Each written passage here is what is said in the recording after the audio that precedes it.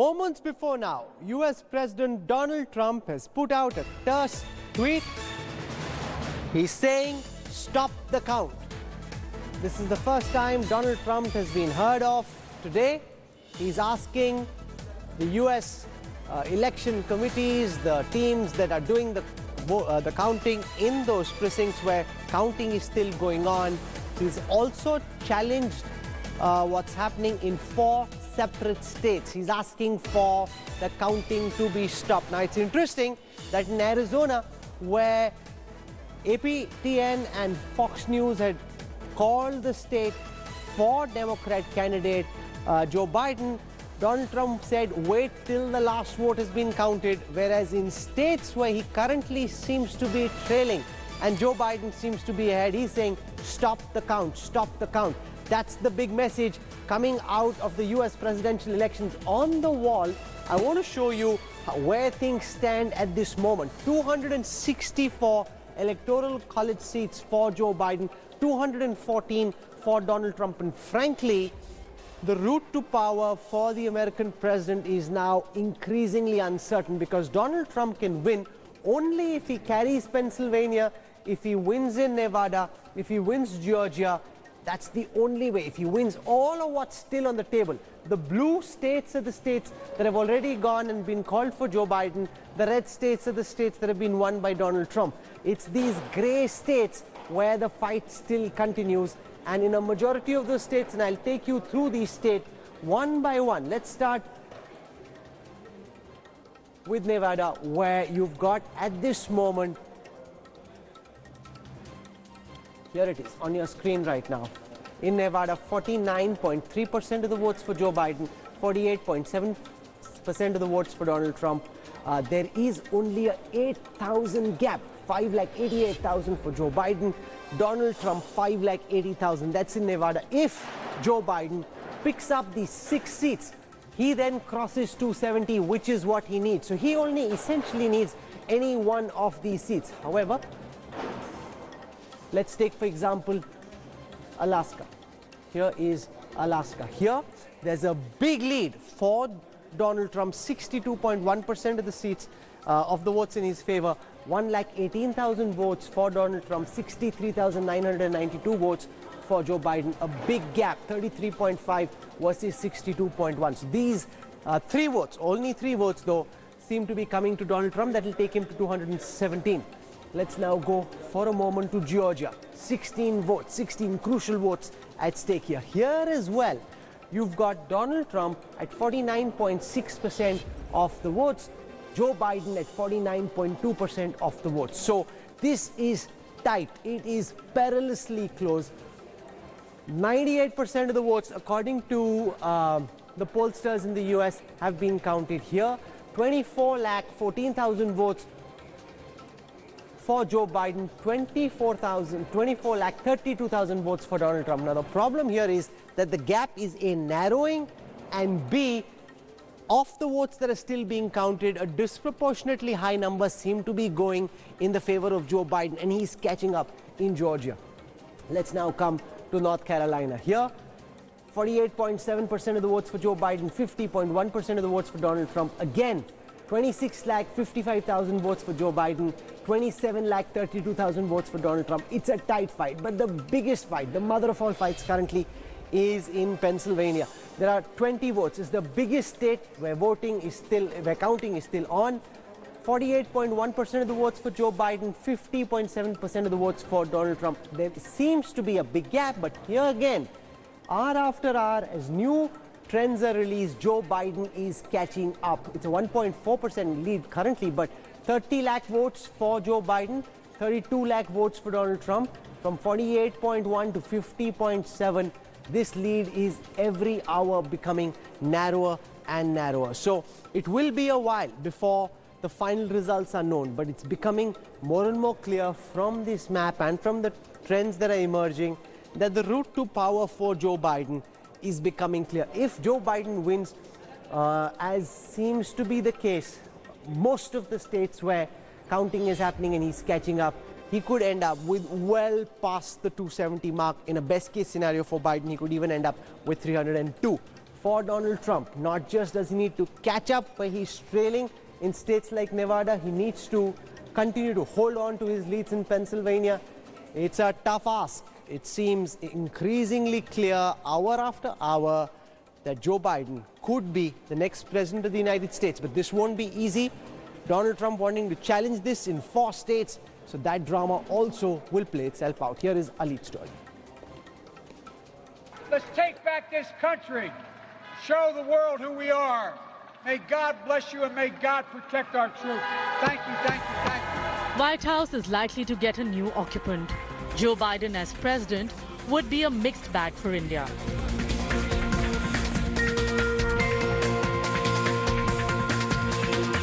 Unlike Republicans, Democrats have had a softer approach on trade tariffs and deals.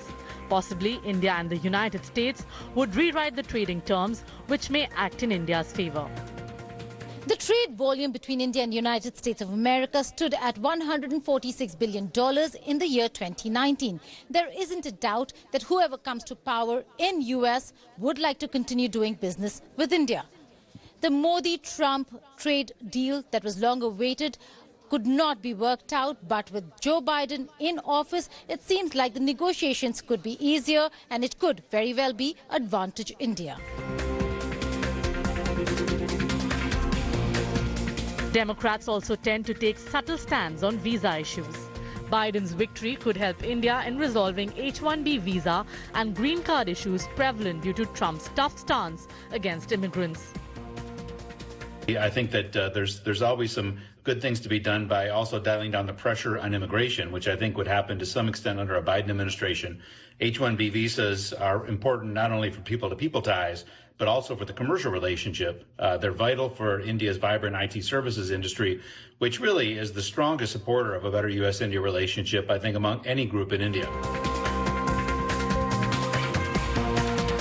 Biden has also vowed to sign the Paris Climate Accord, which would mean developed economies take greater onus for acting against global warming. We need a president who respects science, who understands that the damage from climate change is already here. Unless we take urgent action, it will soon be more catastrophic. Donald Trump thinks about climate change, he thinks hoax. When I think about it, I think jobs. Good paying union jobs that put Americans to work, building a stronger, more climate resilient nation. Biden could reinitiate the Iran nuke accord, which would ease sanctions and help India take up stalled projects like Chabahar port. India, however, may face tough questions on Kashmir. The VP candidate, Kamala Harris, has been critical of the Indian government's handling of the valley. Well, as to the first piece, it is about reminding people that they are not alone and that we are all watching.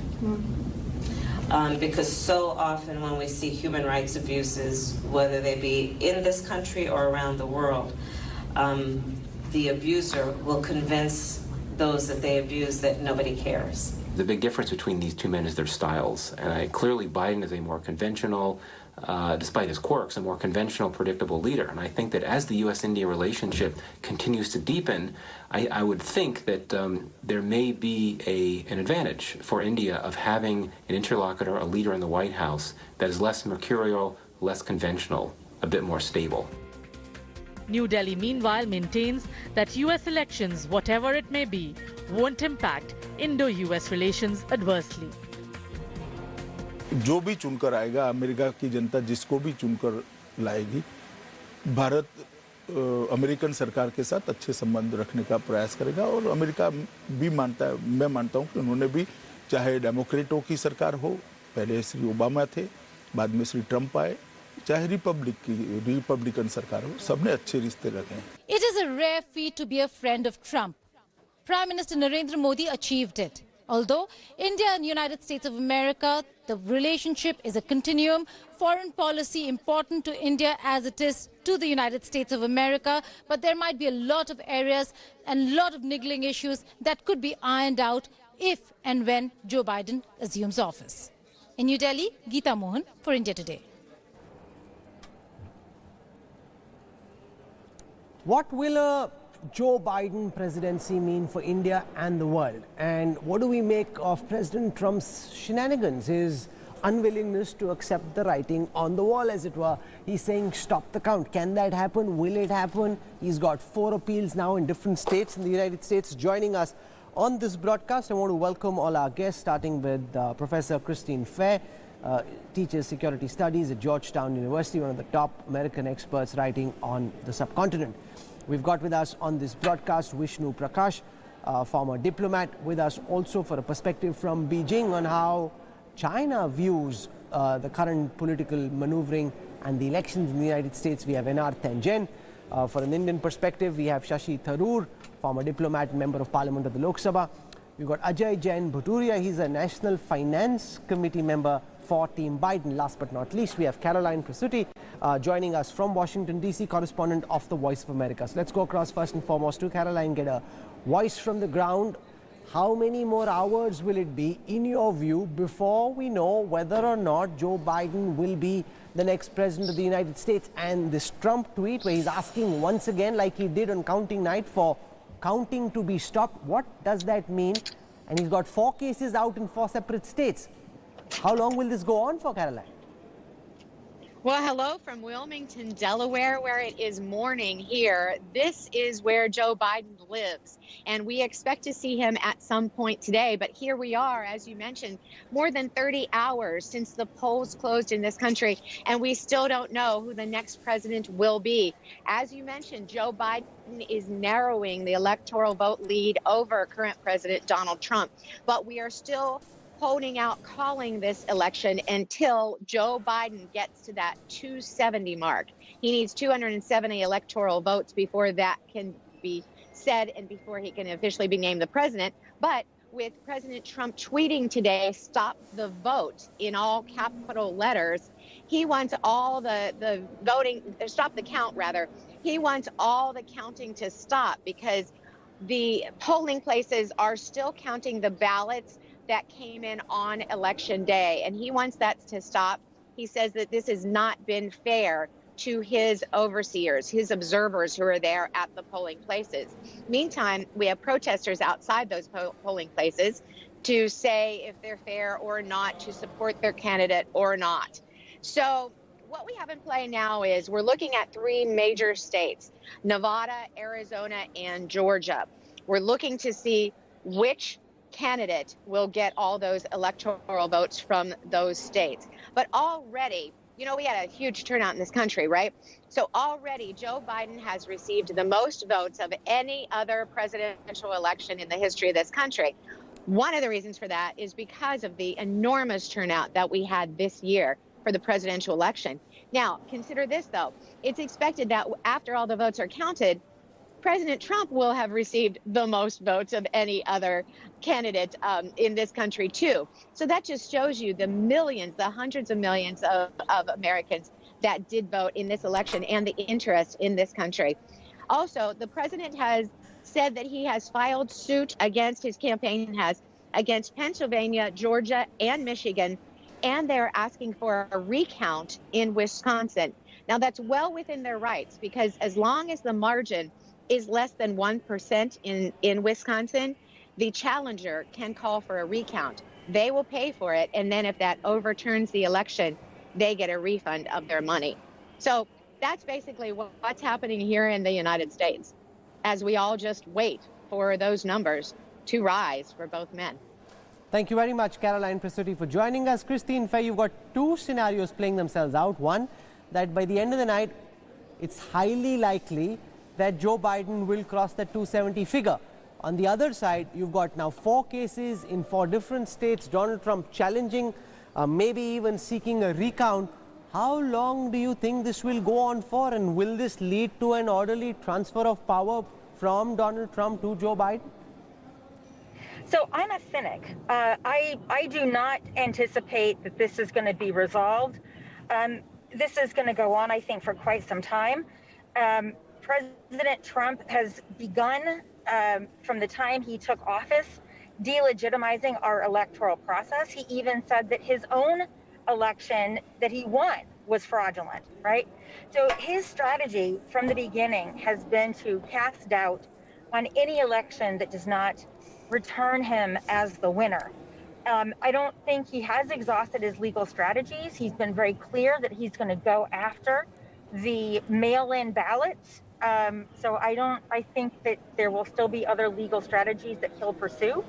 And political scientists are very fearful that even if he should finally lose this election, that he may not leave office.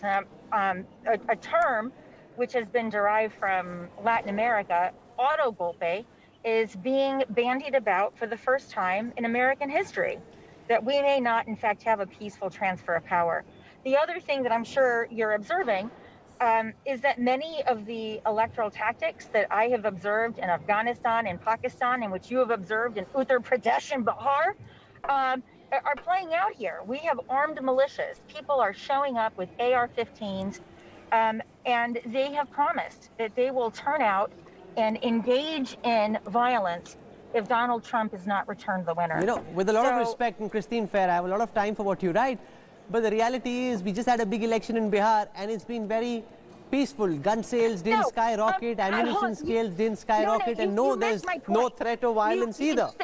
Yes. You missed my point, so stop trying to politicize this.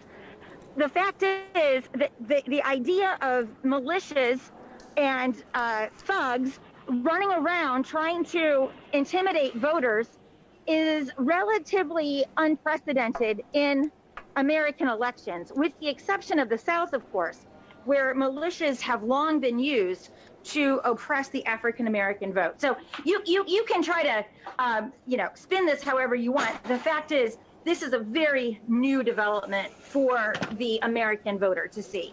No, but the point I was making, Christine Fair, was this used to happen in the 70s and the 80s and hasn't happened in a democratic election in India in many years. I understand your point. I am telling you, as an election observer, I have looked at, I have been an observer in many elections.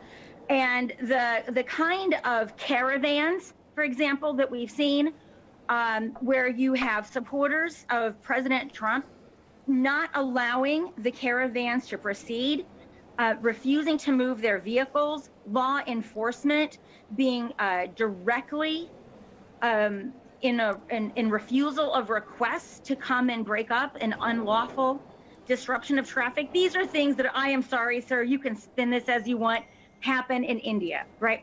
This, for an American voter who primarily lives in the North, is going to be quite new. And that's a fact. Now, if you are an African-American voter in the South, you will be very familiar with these kinds of tactics because they've long been used to intimidate Black voters. So one of the perhaps silver linings of this is that the kind of things that have long been used to intimidate and suppress Black voters are also being used to intimidate white voters. Okay. And so this might be maybe the silver lining of the GOP thuggery that many of us are now coming to grapple with. So, Christine Fair, there is no spin here. You say you've been an election observer. Maybe you should observe one of our more recent elections. All the militias you speak about are buried in the past, but that's not the point. That's not the point. If you want to wave your saffron flag, then I'm simply going to opt out of this. This is not the saffron flag. One second, Christine Fair. I don't know what you're saying. One second. There is no saffron flag here. This is the Indian flag you're talking about. Elections are being rigged, and I'm saying with a lot of authority as somebody who observes every Indian election. No, no one's running a circus. Okay, you can do what you want. Okay, you do well. Thanks, Christine. Take care. Take care. Bye-bye. Bye-bye. I don't know what she's talking about, but she clearly has no idea of how elections happen in India. Yes, there used to be militias, but that was many years in the past. And what we don't need, most certainly will not accept, is somebody talking about how Indian elections are rigged or fixed just because she's apprehending that something like that could happen in the United States. Vishnu Prakash joins us. Mr. Prakash, what do you make of the kind of edge that American pollsters and pundits seem to be on, rather uncharacteristic, and also the fact that you've got Donald Trump tweeting moments before now, stop the count, as it becomes increasingly clear that Joe Biden is going to cross that 270 line sooner than later. He will. Well, Rahul, you're absolutely right. All that Mr. Joe Biden needs is 6 votes of the Electoral College. And those are more or less in his bag, whether he gets it from Nevada, whether he gets it from any other state. So there is very little doubt that he is well on the course of becoming the next president of the US. Now, when we talk of President Trump, he was right yesterday when he said that a big fraud was being waged on the American people. What he did not say was who is waging. He said who is waging the fraud, but there he got it wrong. Mr. Joe Biden is not waging the fraud. Mr. Joe Biden has been very, very correct. He said it from the beginning that it's not for him or for President Trump to decide who will be the next president. It's for the people of the US. And he has been very correct. Now, it reminds me of, in a way, of what happens in India, what President Trump is doing. If the election goes in my favor, it is fair. If it goes against me, it is bad. Similarly, in India, if the EVMs are voting me in power, they are good. Otherwise, they are bad. I mean, this is bizarre. And it is bizarre coming from the oldest democracy in the world. But I am quite sanguine that with going to courts is his right. There's nothing wrong with his going to courts. He may call for the stoppage of the counting, but that may not happen. And the courts are bound to rule. I am quite confident they are not going to accept his plea because his plea is not legal. It is not tenable. So that is what I feel about it. And I think now how long will the process take is anybody's guess. But on the 20th of January, I'm quite confident that Joe Biden will be the next president of the USA. And there the question is, Dr. Shashi Tharoor, how do you see a Biden presidency impact America's relationship with India? It seems that, even if it's a slow crawl, Joe Biden will get there sooner than later. And once he does, how do you see a Biden presidency impacting America's relationship with India? Yes, I do agree that I think the election is pretty much done, though it won't conclude without a lot of acrimony and protests and lawsuits and recounts and God knows what else. So it's not over officially for a while yet. But I think you're right. It's going to be a Biden-Harris administration. And my gut instinct on this one is that it will not change very much. And the reason I'm saying this to you is that I think that the Indo-US relationship has reached a bipartisan consensus level in both countries. We've seen both Democrat and Republican administrations, Clinton, Bush 43, then you've seen Obama and now Trump, all of whom have given some prominence and indeed some importance to India in their geopolitical calculations. And in India, we've seen Dr. Manmohan Singh and the UPA government concluding the Indo-US nuclear deal, but you could argue the path for it was paved under Prime Minister Vajpayee's BJP government, NDA government, and has been developed further by Prime Minister Narendra Modi's BJP government. So I would say on both sides, the relationship is independent of individual personalities. And whoever is president in the US and whoever becomes prime minister in India, I expect that importance to continue. Donald Trump made the United States more and more isolationist, took it away from playing the role of leader of the free world to a country that took care of its interests first and didn't particularly care very much for friends or allies. How do you see the United States under Joe Biden work with India and assist India in the battle against China along the line of actual control? I think the differences will be more apparent on the global level than on the bilateral level. In other words, Trump pulled the US out of WHO. I think Biden will take the US back in. Trump withdrew from the Paris Accords. In fact, it officially came into force just yesterday.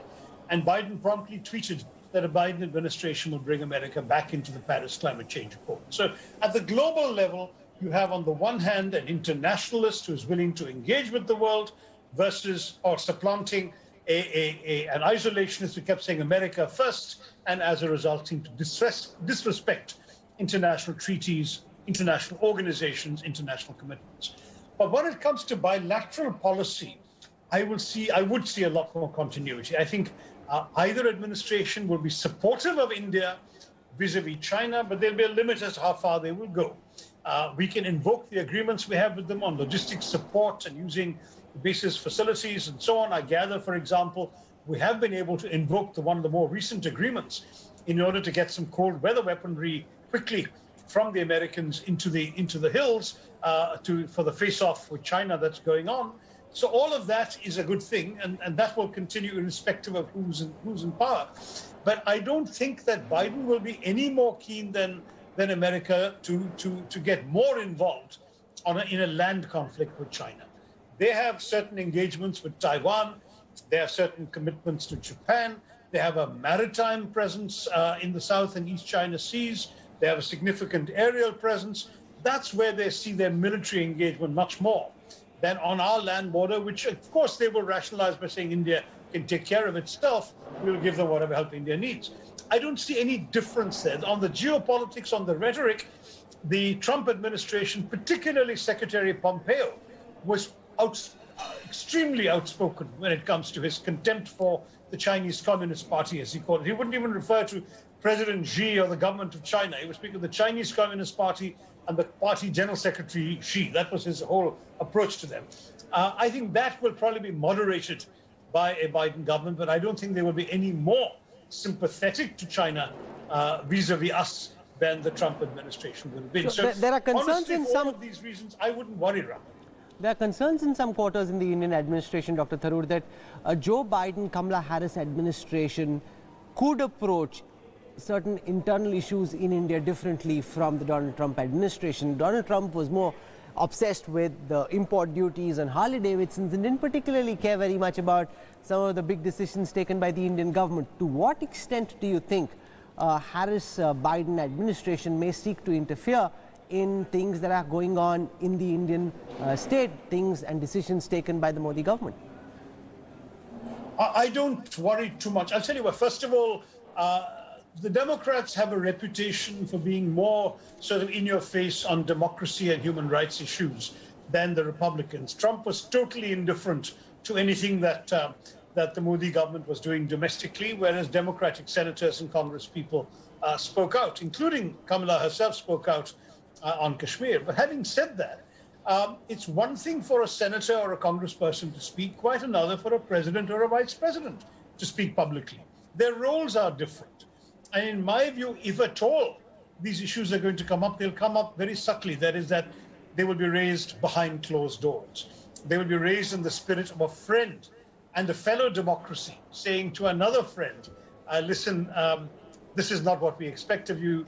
This kind of Islamophobia or this kind of legislation or this kind of action, we would like you to do better. But they will never embarrass India or the Indian government publicly. It's not their style, because they know that a public statement by a president or a vice president is bound to have repercussions on the geopolitical relationship, which is far too important for America.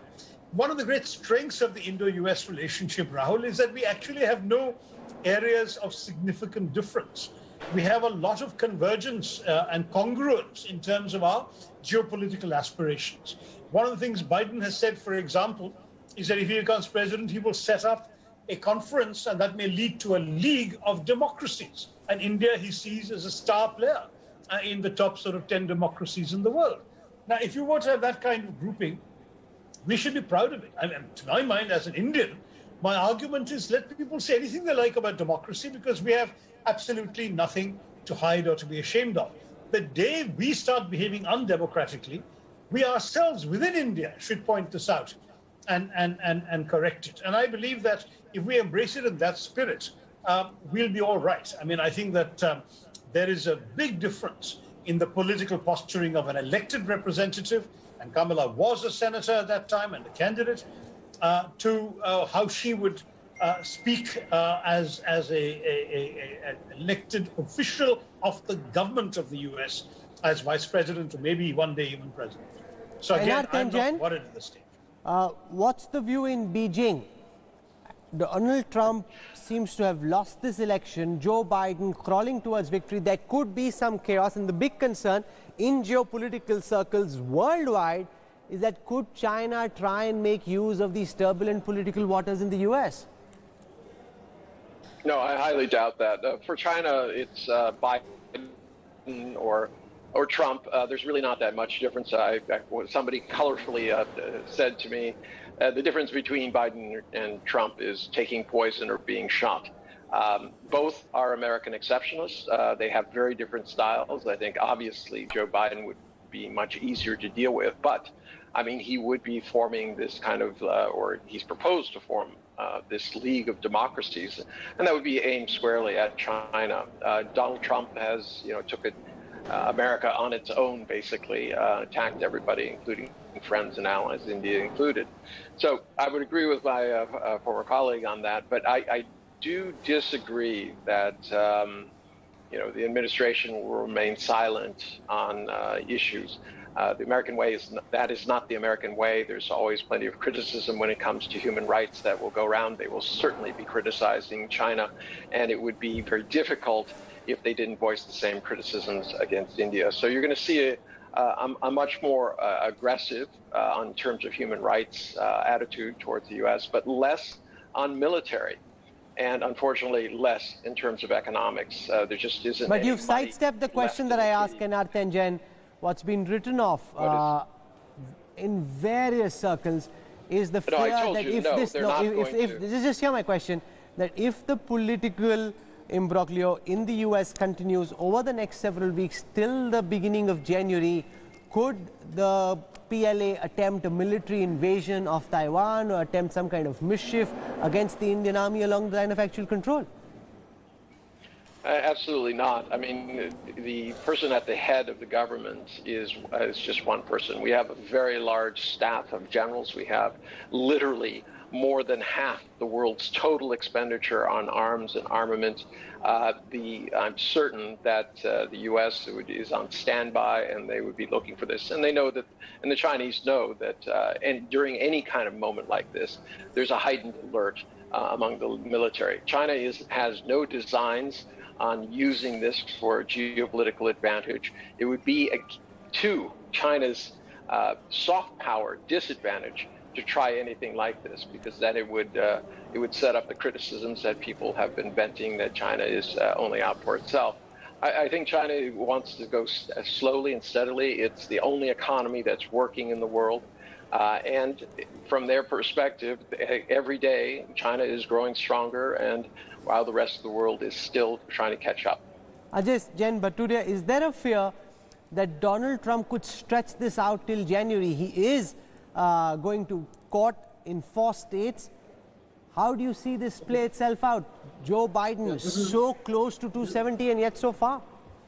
Yeah, this is one of the most historic elections, and only 3 presidential campaigns in the past have defeated an incumbent president, and Joe Biden will be the 4th, and this is a major achievement. Throughout the campaign, Trump cast about the integrity of the election and repeatedly suggested that mail-in ballots should not be counted. And on the election night, he said that this ballot should not be counted where he's losing, and where he's winning, he said, okay, keep counting. This is not how it works. Several states allow mail-in ballots to be accepted after the election day, as long as they were postmarked by Tuesday. That includes Pennsylvania, where ballots postmarked by November 3rd can be accepted if they arrived up to 3 days after the election. Trump suggested this ballot should not be counted, and he wants to go to the Supreme Court directly to stop the counting of the vote. There could be fights in specific states, and some of these could end up at the Supreme Court, but this is not the way things work. No, but he's pointed out, I have over here the lawsuit filed in Detroit, which says that there are 4,788 duplicate registrations. There are 32,519 more registered voters than eligible voters. There are 2,503 dead people who are registered, and 1 voter was apparently born in 1823, and they've put together all these facts, or what they call facts, and they're taking them to court. Trump has been a liar throughout his career. He had been filing lawsuits throughout his business career. That is how he works, through threatening people with lawsuits and everything. So these lawsuits are all baseless, and this does not have any ground. And we will see that in the legal counsels on both sides of the campaign will take care of it. And Biden is going to emerge as a victorious, and he's going to be the next president. Ambassador Vishnu Prakash, how do you view the uncertainty that could continue till the Supreme Court in the United States rules in all these cases that Donald Trump and his team are filing, and the fear that Beijing could use this as a period of uncertainty, treat it as a window of opportunity potentially to launch a military invasion of Taiwan, or seek to up the temperature along the line of actual control? Well, there is Beijing is never known as a rational power. They are capable of indulging in a misadventure, but I think they also know that when there is a situation like that, everybody in the US rallies around the flag and the response will be robust. I think that is also very clear. So this uncertainty I don't think that the uncertainty will last that long, for the simple reason that the points being, or the contention of President Trump is not tenable. And the American institutions are quite robust. It's a democracy which is 250 years old. I do not think that this uncertainty will last that long. It is sad that because of the comments made by President Trump, there are already people are out on the streets, but I would hope and believe that things will settle down sooner than later. And there is hypocrisy at play, because on the one side, in a state like Arizona where he trails, he's hoping to catch up and narrow the margin, and he says there you must wait till the last vote has been counted. And in states like Georgia, Michigan, Wisconsin, where he currently is where he's leading but Joe Biden is catching up, he says stop the count. I mean, you can't have it both ways, Mr. Trump. But anyway, that's the United States to resolve itself. As of now, probabilistically, it seems far more certain that Joe Biden will be the next president, because the route to power for him is far easier when compared to Donald Trump, who will have to win everything that's currently on the table to be able to get there, if at all. We will track what's happening in the US and its impact internationally. I'm slipping into a break. I'll have more for you on the other side. Stay with us. Back in a moment.